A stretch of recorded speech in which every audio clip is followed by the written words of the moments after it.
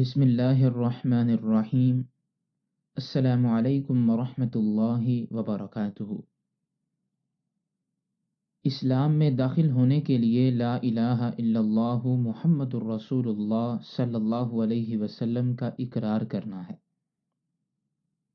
اور یہ اقرار دل کے اذعان و یقین کے ساتھ کیا جائے، یعنی دین اسلام میں داخل ہونے کے لیے شہادتین کا زبانی اقرار یا اس کے قائم مقام کوئی اقدام یا اس کے لیے معمولی سی رہنمائی بھی کافی ہے، اگرچہ اسلام کے اظہار کے لیے تعبیر غلط ہی کیوں نہ ہو۔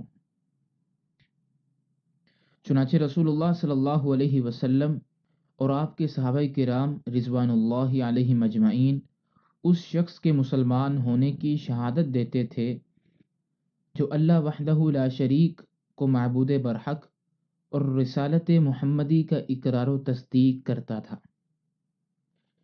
اسلام میں داخل ہونے کے لیے اس سے زیادہ کسی بات کا مطالبہ نہیں کیا جاتا تھا، چنانچہ رسول اللہ صلی اللہ علیہ وسلم نے اپنے چچا ابو طالب سے صرف شہادتین کے اقرار و تصدیق کا مطالبہ کیا تھا، لیکن اس نے ابو جہل اور عبداللہ بن ابی ربیعہ کے کہنے پر اس اقرار و تصدیق سے انکار کر دیا، تو یہ آیت نازل ہوئی: اے نبی، جسے آپ چاہیں اسے ہدایت نہیں دے سکتے، اللہ جسے چاہے ہدایت دیتا ہے، کیونکہ وہ ہدایت پانے والوں کو خوب جانتا ہے۔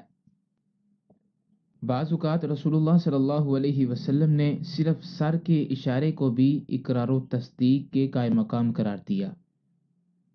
ایک روایت میں ہے کہ رسول اللہ صلی اللہ علیہ وسلم نے ایک لونڈی سے پوچھا کہ تیرا رب کون ہے؟ اس نے اوپر آسمان کی طرف اشارہ کر دیا۔ پھر پوچھا میں کون ہوں؟ تو اس نے پہلے آسمان کی طرف، پھر آپ صلی اللہ علیہ وسلم کی طرف اشارہ کیا۔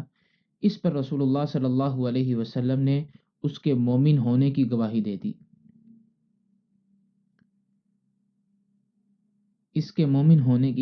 دی۔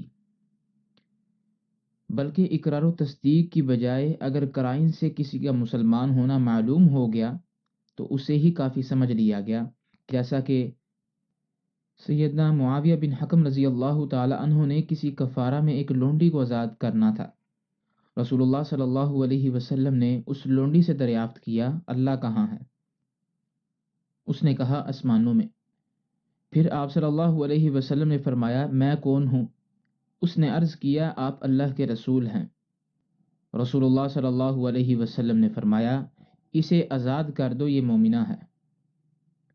اگر معمولی سی رہنمائی بھی مل جائے کہ وہ مسلمان ہے اور اسلام لانے کی تعبیر میں اس سے غلطی ہی کیوں نہ ہو جائے، تب بھی اس کے اسلام کا اعتبار کیا جائے گا۔ جیسا کہ ایک مرتبہ رسول اللہ صلی اللہ علیہ وسلم نے سیدنا خالد بن ولید رضی اللہ عنہ کو بنو جزیمہ کی طرف دعوت اسلام دینے کے لیے بھیجا۔ ان کی حکیمانہ دعوت سے وہ قبیلہ مسلمان تو ہو گیا، لیکن اچھی طرح اپنے اسلام کا اظہار نہ کر سکا، بلکہ سبعنا سبعنا کہنا شروع کر دیا۔